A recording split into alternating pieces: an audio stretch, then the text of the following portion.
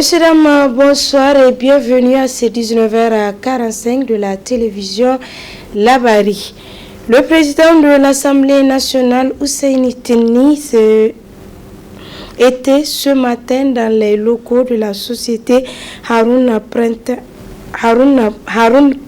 chargé du traitement et d'édition du permis de conduire biométrique. Objectif, visiter le centre et changer son ancien permis de conduire. Le résumé avec Harrieta Salah et Cheibou Guissou.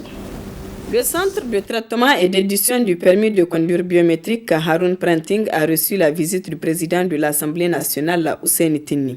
Une visite pour voir comment se fait le traitement et l'édition du permis biométrique et par la même occasion changer son ancien permis. Après la visite, le président de l'Assemblée nationale et les membres du bureau de l'Assemblée nationale qui l'accompagnent ont effectué toutes les formalités en vue d'obtenir leur permis de conduire biométrique et accomplir leur mission de citoyen. Si nous sommes là aujourd'hui avec le président de l'Assemblée nationale, c'est juste pour accomplir notre mission de citoyen. Parce que vous n'êtes pas sans savoir que nous sommes les faiseurs de loi et c'est à nous de donner l'exemple, le bon exemple des Nigériens. Donc on est venu ici pour donner le bon exemple, pour prouver au peuple nigérien que la représentation est là pour accomplir leur acte de civisme. Donc on est là tout simplement venu prouver à la face du monde que la représentation nationale est d'accord, elle est là, elle est venue accomplir en tout cas sa mission, c'est-à-dire que renouveler leur permis de conduire en permis biométrique. C'est un devoir pour tous les citoyens. Le troisième vice-président de l'Assemblée nationale s'est dit réjoui de la qualité du travail à Haroun Printing qui délivre le permis de conduire biométrique en 48 heures et appelle à tous les Nigériens à accomplir ce devoir en changeant leurs anciens permis. À notre passage, nous avons compris que en réalité, le permis biométrique, c'est une très bonne chose pour les populations et surtout pour les usagers. Vous n'êtes pas sans savoir qu'avant, quand on passe un permis de conduire, il faut attendre 2 ans pour avoir le permis original. Aujourd'hui, c'est en 48 heures, vous avez votre permis.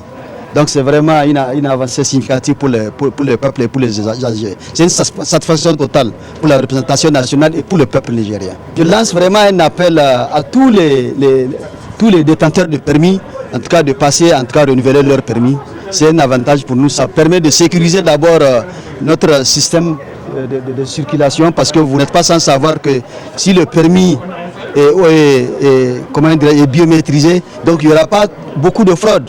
Cette visite du président de l'Assemblée nationale et sa délégation fait réjouir le directeur général de Haroun Printing, pour qui cette visite est un signal fort qui doit rassurer les Nigériens. Surpris par cette visite spontanée de monsieur le président de l'Assemblée nationale et les députés qui sont venus ici en tant que citoyens, dans la robe d'un citoyen lambda, qui sont venus ici pour faire leur permis dans leur centre, dans le centre du permis de conduire biométrique, qui est destiné d'ailleurs à tous les Nigériens et qui appartient aux Nigériens. Et je demande aussi vraiment à tous les citoyens qui ont vu ça, qu'ils soient vraiment confiants et fiers de leur permis de conduire biométrique.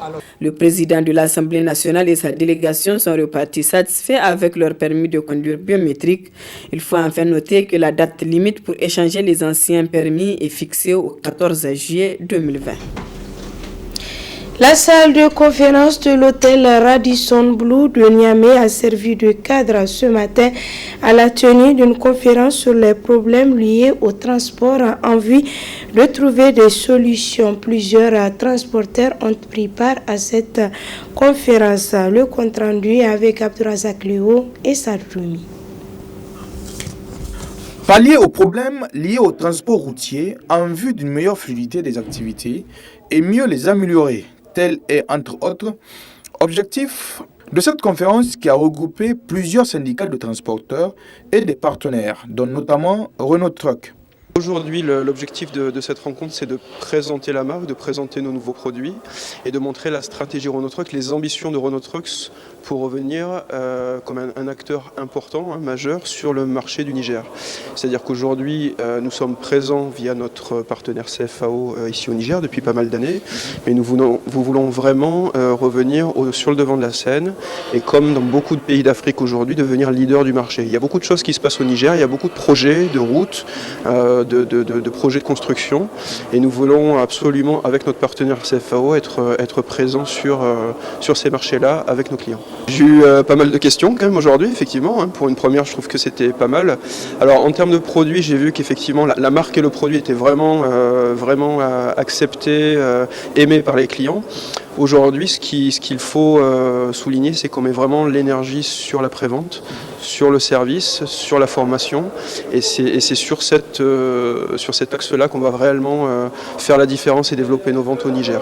Donc, l'objet de l'activité de ce matin, le West African Trucking Show, est un réseau de partenariat des pays de l'Afrique de l'Ouest qui ont décidé de signer pour essayer de régler les problèmes liés au transport routier et aussi les problèmes de camions. Ça concerne les transporteurs, donc on a fait venir des partenaires tels que Renault, Osgoul et puis Mercedes.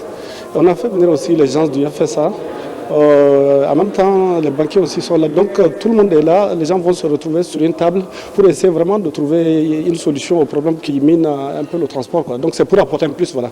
Une conférence bien accueillie par les transporteurs venus en masse.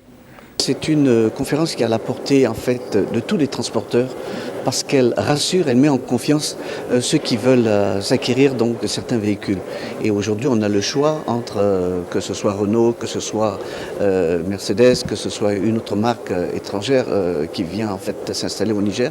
Mais le plus important, c'est d'être sûr d'abord du matériel que nous allons acheter. Et pour acheter un matériel, il faut avoir la capacité financière, il faut avoir également la confiance dans le choix de ces véhicules. En fait, c'est une bonne chose parce que ça amène les transporteurs à croire qu'il existe aujourd'hui un rapprochement entre les fabricants de véhicules et les transporteurs. Ça veut dire que ces fabricants vont vers les transporteurs et se donnent en fait l'occasion d'être plus près de nous pour qu'on puisse acheter leur matériel. Parce que c'est nous la princesse, donc on a besoin de nous. Cette conférence va sans nul doute apporter un vrai plus pour ces transporteurs en vue de trouver des solutions aux problèmes qui minent le secteur des transports. Dans la ville de Niamey, certes, des efforts ont été fournis par les autorités de la 7e République pour la rendre coquette. Cependant, l'obstruction anarchique des voies publiques persiste dans la capitale, sujette à l'apparition inopinée des maisons habitations de haut standing, ce qui a suscité ce commentaire signé Ali Sissé Ibrahim.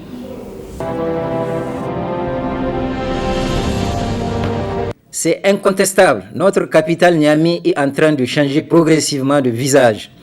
La tendance actuelle est à la modernisation des infrastructures. À ce niveau, des points sont à mettre à l'actif de la Renaissance qui a construit beaucoup de voies goudronnées dans la capitale, dont entre autres la voie express qui, à regarder de près, n'a rien d'express. Les habitants du quartier Aéroport ou en provenance de la rive droite ne diront certainement pas le contraire. Eux qui se retrouvent empêtrés régulièrement dans des embouteillages à donner la migraine, particulièrement au niveau du rond-point des armées ou celui de l'église.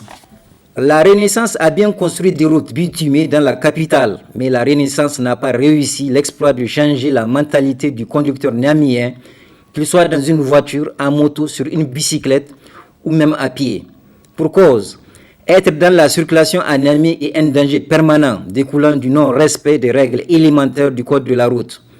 Toujours dans le même ordre d'idée, les autorités de la Renaissance profitent de toutes les occasions pour chanter Niamey la coquette. Malheureusement, le président du conseil de ville, qui est en même temps chargé de Niamey-Niala, a du mal à imposer la coquetterie dans plusieurs quartiers de la capitale. Prenez l'exemple du marché Dar es Salaam. Les commerçants, dans une recherche effrénée de la clientèle, ne se sont pas gênés de prolonger l'étalage de leurs marchandises jusqu'aux abords du goudron, rendant de fait la circulation très difficile. Difficile est pour les piétons du marché tout au long du marché Dar es Salaam. En effet, la voie piétonne est tout simplement colonisée par une kyrielle de vendeurs de fruits et autres légumes. Que dire de la Nigélec à son agence du Châteauneuf où des piquets de délimitation ont été placés de sa déventure aux abords du goudron sans aucune considération aux piétons qui empruntent quotidiennement cette voie. Des exemples d'occupation anarchique de voies publiques sont légion dans presque tous les quartiers de la capitale. C'est bien facile pour les autorités de la Renaissance de chanter Niamey la coquette alors que les populations ne dansent pas au rythme de leurs chansons. D'un sujet à un autre, c'est indéniable. La silhouette de la capitale a vraiment changé. Les Niaméens dans leur va-et-vient ne sont pas insouciants à l'environnement dans lequel ils évoluent. Ce qui amène beaucoup de Niaméens à dire qu'un parfum de blanchiment d'argent flotte dans la capitale. En effet, de mémoire des Nigériens, l'envergure de la prolifération de maisons type mini-château n'a jamais été observée qu'en ce temps de la Renaissance. De ces maisons haut standing construites à coût de centaines de millions dans les quartiers périphériques, se dégage un rélan de blanchiment d'argent. Un champ d'investigation à ne pas négliger par la Halsa et la cellule nationale de traitement de l'information financière. À ce niveau, tout comme l'avait fait le président Seyni Kounté en son temps, en enquêtant sur l'origine de l'argent que les gens utilisaient pour construire leurs maisons, le régime de la Renaissance a l'impérieuse obligation d'investiguer pour savoir avec quel type d'argent des mini-châteaux sont construits à l'appel dans la capitale. Autre aspect de cette édition, les femmes du village de Goudel ont bénéficié cet après-midi même d'une formation de sensibilisation sur le maintien de la jeune fille à l'école. C'est une initiative de l'ONG TED Health. Le point avec Asma Seydou et Cheb Guissou. Améliorer le taux de la scolarisation des jeunes à l'école en général et les jeunes filles en particulier, objet de la présente rencontre organisée par l'ONG TED Health, une cérémonie qui a regroupé les femmes du premier arrondissement, notamment celles du village de Goudel. TED Health, une ONG qui œuvre pour l'autonomisation de la femme avec l'appui du projet Voice. Nous intervenons pour l'autonomisation avec les partenaires Voice. Nous intervenons dans l'autonomisation de la femme de ces trois groupements, de ces trois localités-là. Et vous savez que en travaillant pour l'autonomisation des femmes et pour les droits sociaux et culturels de la femme, on ne peut pas occulter l'aspect qu'il faut vraiment s'inscrire les enfants à l'école, surtout les jeunes filles, et les maintenir plus longtemps possible à l'école pour que les femmes soient vraiment capables de défendre leurs droits dans l'avenir. Parce que tout ce que vous avez fait, vous allez me dire que oui, dans ces localités, les enfants vont à l'école. Ils vont à l'école, mais pour combien de temps? Et c'est des localités aussi où le mariage précoce est toujours d'actualité. Et les statistiques 2019 de UNICEF et le gouvernement, c'est vraiment frappant par rapport à l'accès et le maintien des enfants à l'école, surtout les jeunes filles. Aujourd'hui, l'arrondissement communal Niamey constitue la dernière étape de notre campagne de sensibilisation. L'objectif visé à travers cette campagne est d'améliorer non seulement l'accès, mais aussi le maintien des enfants, surtout les jeunes filles à l'école. Vous êtes sans le savoir qu'aujourd'hui, même si l'accès des jeunes filles est un peu amélioré au niveau national, mais leur maintien reste à désirer. C'est pourquoi nous, notre ONG, nous sommes dit que nous œuvrons dans le cadre de l'autonomisation de la femme, mais surtout nous allons contribuer à mettre l'accent pour que les jeunes filles aillent à l'école. Pour que aussi, parce que vous savez qu'on dit l'éducation est l'arme la plus puissante au monde qu'on peut utiliser pour changer le monde. Il faut que l'égalité de chance de tous les citoyens, surtout de la jeune fille, aussi est à l'école, les jeunes filles est à l'école et aussi pour qu'elles soient maintenues pour changer le monde. Cette formation appréciée par les femmes bénéficiaires qui ont compris son importance. Aïga sabu des projets woni c'est irkwara izai irga sabu ifurta jayga bundotti jay zam projet woni akandir se gak sinay bobo anir bunga iferi fonday kuddu hari Je remercie l'ONG Ted Health pour cette sensibilisation, tout le village du Goudel également par ma voix. Cette ONG nous a apporté un plus dans nos vies, à savoir les conséquences du mariage précoce et l'importance de la scolarisation de la jeune fille. Nous remercions Dieu et l'ONG Ted Health. Cette initiative vise à amener les parents à maintenir les jeunes filles à l'école et à les encourager à poursuivre leurs études. Avant Goudel, 2 autres villages ont aussi bénéficié de la sensibilisation, à savoir Torodi et Côté. Suite à l'interdiction de la manifestation de demain, le syndicat national des agents contractuels de l'enseignement de base SINASEB a rendu public une déclaration cet après-midi au siège du dit syndicat. Objectif fustiger cette décision du président du conseil, du président de la délégation spéciale de Niamey et informer l'opinion nationale et internationale qu'ils iront plutôt à une grève de 48 heures du 13 au 14 février prochain. Le compte rendu avec Ismaël Moumouni Moussa et Ibrahim Abdou. Nous vaincrons. Continue. Prévu se tenir le jeudi 6 février, le meeting du syndicat national des agents contractuels de l'enseignement de base SINASEB est annulé par arrêté du président de la délégation spéciale. Une décision qui n'est pas conforme selon l'article 32 et 34 de la Constitution, estime le syndicat, qui dit ne plus reculer face à l'injustice, d'où cette mise en garde. Que ce soit aujourd'hui ou demain, ce qui est sûr, Inch'Allah, un jour, tous ceux qui agissent de manière illégale vont répondre de leur acte devant qui de droit. Mais nous voudrions également rappeler que le président de la délégation spéciale de Niamey comprenne, et même ceux qui le poussent à agir de la sorte, qu'au niveau du SINASEB, c'est la dernière fois que nous allons obéir ou nous allons obtempérer à une interdiction de manifestation sur la rue publique. Ça ne peut plus continuer et c'est pour cela que nous avons dit tout à l'heure que c'est la dernière interdiction à laquelle nous allons obtempérer. La loi ne parle pas d'autorisation de manifestation, c'est une déclaration. Et vous avez le droit de manifester, c'est un droit conditionnel. Mais comme nous l'avons dit, puisque c'est un engagement pris avec Macron, eh bien, nous ne sommes pas à Paris, nous sommes à Niamey. Mais il faut le rappeler, que récemment, lorsque au 13 janvier, à Pau, il y avait la rencontre des chefs d'État du G5 Sahel autour du président français, le même jour, beaucoup d'Africains ont manifesté sans faire de déclaration à Paris, à Pau, en France. Parce qu'on a pris l'engagement avec le président français, on nous empêche de manifester. Pour démonter leur engagement à ne plus tenir compte de la décision des autorités de la ville de Niamey par rapport à une manifestation, raison pour laquelle ils projettent d'aller en grève de 48 heures. Nous allons continuer de nous battre pour rétablir la justice et la légalité. Nous allons continuer, en tant qu'organisation syndicale, de continuer le combat pour lequel les camarades nous ont portés à la tête de cette organisation, de défendre leurs intérêts matériels et moraux. Et d'ailleurs, c'est pour cette raison que nous devrons vous tenir informés que la prochaine activité de notre organisation est une grève de 48 heures qui sera organisée à l'échelle nationale pour les 13 et 14 février prochains. Et Inch'Allah, nous allons nous donner les moyens pour que aucun enseignant ne puisse être inquiété dans l'exercice de son droit syndical, dans l'exercice de son droit constitutionnel qu'est le droit de grève reconnu par la Constitution de la 7e République. Et d'ailleurs, tous ceux qui vont vouloir faire entrave seront traduits devant les juridictions compétentes.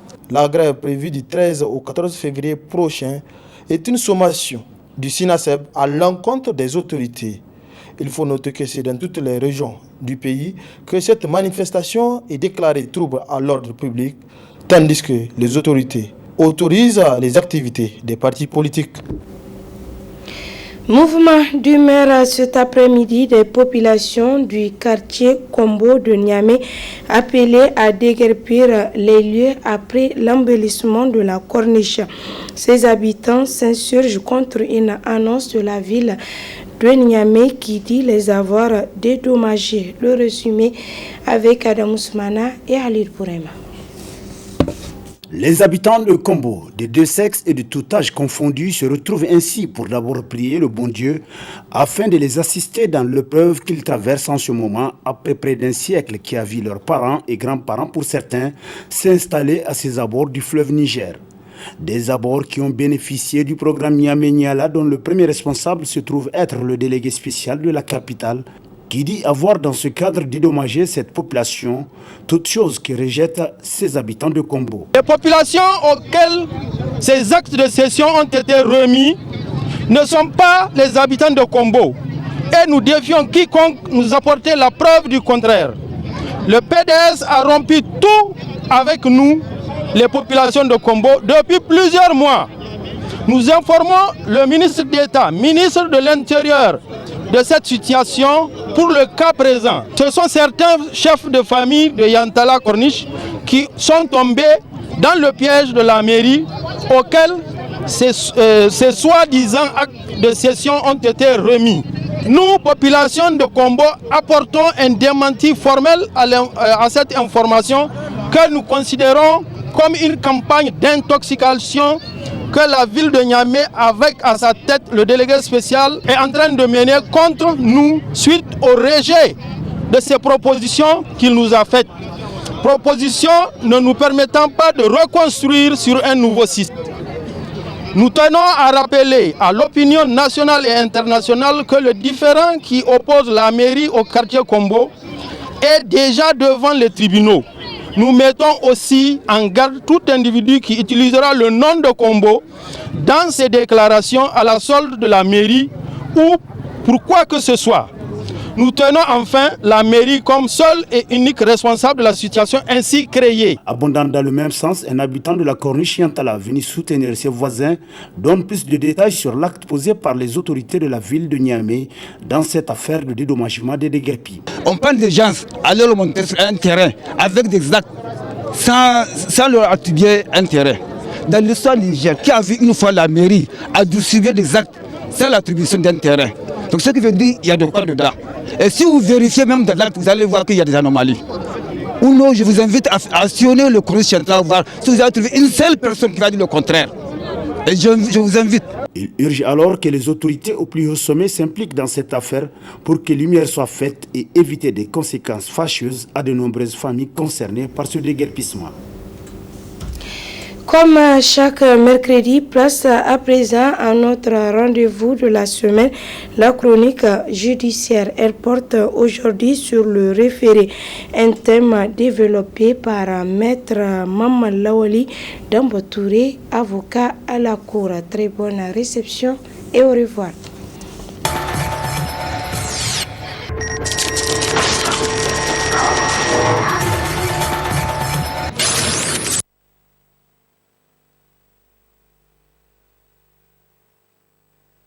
Qu'est-ce que le référé?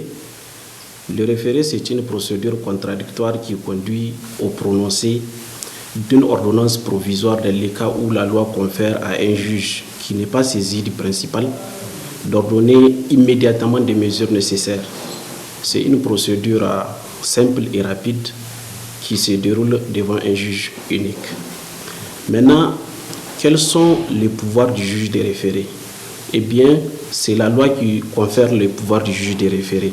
Et c'est ainsi que, en matière civile, c'est chaque président du tribunal des grandes instances qui est juge de référé ou bien un magistrat qu'il délègue. En matière commerciale, c'est le président du tribunal de commerce qui est juge de référé ou bien un magistrat qu'il délègue. Devant le Conseil d'État, oui, parce qu'il ne faut pas qu'on oublie cet aspect. Devant le Conseil d'État, c'est le président de la Chambre du contentieux qui est juge de référé ou bien un magistrat qu'il délègue. Maintenant, en ce qui concerne la compétence du juge de référé est définie par la compétence d'attribution de la juridiction dont il émane. Donc, autrement dit, le juge des référés du tribunal de commerce ne peut ordonner des mesures qui ne relèvent que de la compétence du tribunal de commerce.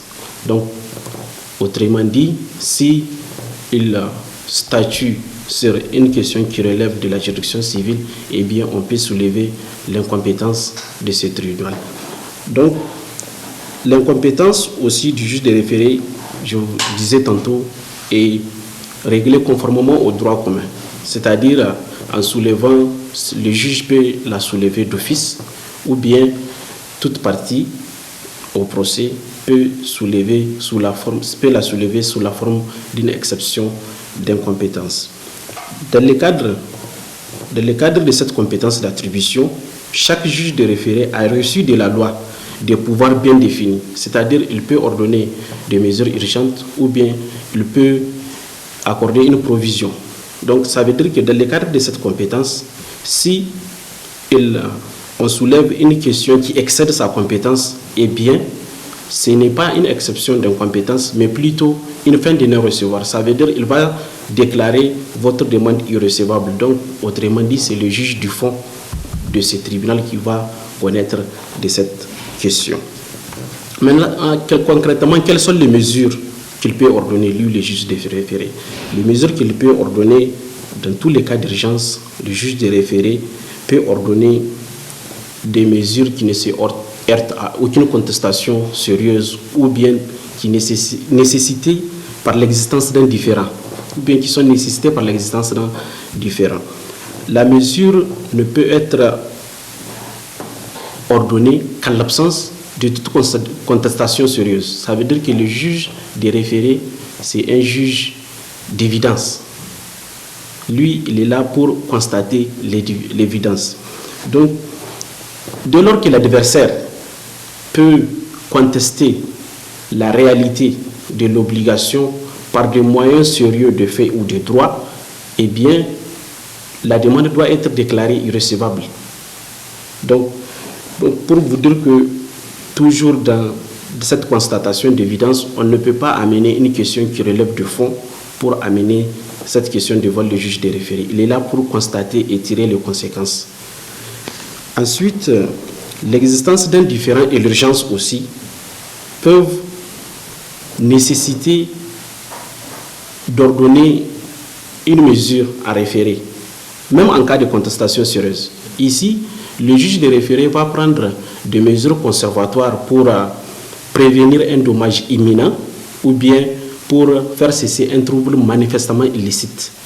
Par exemple, trouble manifestement illicite, occupation des lieux sans droit ni titre. Donc c'est un trouble manifestement illicite que le juge peut ordonner des mesures conservatoires là-dessus.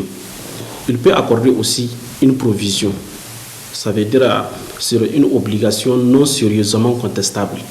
Quand il y a une obligation, vous êtes tenu de faire une chose et que vous ne la faites pas, eh bien, si les conditions sont réunies, le juge, avant le procès au fond, il peut vous accorder une provision qui sera déduite bien évidemment après condamnation du montant total de la condamnation. L'astreinte, le juge de référé peut condamner à des astreintes pour l'exécution de sa propre décision, parce que la décision du juge de référé ne doit pas souffrir d'exécution, car elle est exécutoire immédiatement. Il suffit au gagnant de signifier seulement la décision à l'autre partie, et bien il doit l'exécuter. Donc, elle ne doit pas souffrir d'exécution. Et bien, si vous refusez d'exécuter malgré la signification de cette décision, et donc il y a des astreintes qui peuvent courir et que le juge des référés, en se référant toujours au jour des référés, il peut liquider provisoirement ces astreintes jusqu'à ce que vous exécutez. Maintenant, comment se déroule l'instance? Les référés même concrètement. Le juge des référés est saisi par une requête. Il est saisi par une requête. Et ensuite, il va fixer la date dans son ordonnance. Avec cette ordonnance, vous allez préparer une assignation et ensuite, vous signifiez l'assignation à l'adversaire. Quand vous signifiez l'assignation à l'adversaire, vous faites délaisser une copie de l'assignation au niveau du greffe pour les formalités d'enrôlement. L'enrôlement qui sera donc à une date généralement habituelle des audiences des référés. Mais quand il y a célérité, hypothèse d'une extrême urgence, le juge des référés peut fixer une date à sa convenance et aussi il peut prévoir que l'audience soit tenue au tribunal ou bien à son domicile, même un jour férié ou bien chômé, à son domicile porte ouverte. Donc ça, c'est le cas d'une extrême urgence. Maintenant, au niveau de l'instance, les débats sont publics. La procédure est essentiellement orale, même si des conclusions peuvent être déposées. On peut déposer bel et bien des conclusions, mais la procédure est essentiellement orale. Ensuite, l'affaire peut être jugée sur les champs ou bien être mise en délibéré. Et quel est le régime juridique de l'ordonnance des référés? Donc, l'ordonnance du juge des référés est une ordonnance, elle est une décision provisoire, en ce sens qu'elle peut être modifiée par le juge des référés en cas de circonstances nouvelles. Elle est provisoire. L'ordonnance, elle est exécutoire. Tout à l'heure, je disais tantôt qu'elle est exécutoire immédiatement. Elle est exécutoire immédiatement et ensuite l'exécution est réalisée. Mais par contre, cette exécution est réalisée à titre provisoire. Ça veut dire que en cas de circonstances nouvelles, le juge des référés peut modifier cette ordonnance et ensuite tirer les conséquences des droits. Maintenant, ou bien en cas d'appel, quand l'autre partie, la partie perdante qui fait appel devant la cour d'appel, quand le juge d'appel infirme la décision, ça veut dire que ça peut donner lieu à restitution. Donc l'exécution, c'est un peu une sorte, c'est à vos risques et périls, comme on peut le dire. Maintenant, quelles sont les voies de recours? Les voies de recours pour une ordonnance de référé. D'abord, l'ordonnance de référé n'est pas susceptible d'opposition. Ça veut dire que quand on rend une décision par défaut dans une instance de référé, et une partie qui n'a pas comparé à cette audience ne peut pas faire opposition contre cette ordonnance, mais par contre peut faire appel de cette décision. Et j'ai oublié de vous dire qu'en matière d'appel, s'agissant de la matière civile, c'est le président de la cour d'appel qui est juge des référés. En matière commerciale, c'est le président de la chambre commerciale spécialisée qui est juge des référés. Voilà brièvement ce que cette notion regorge comme élément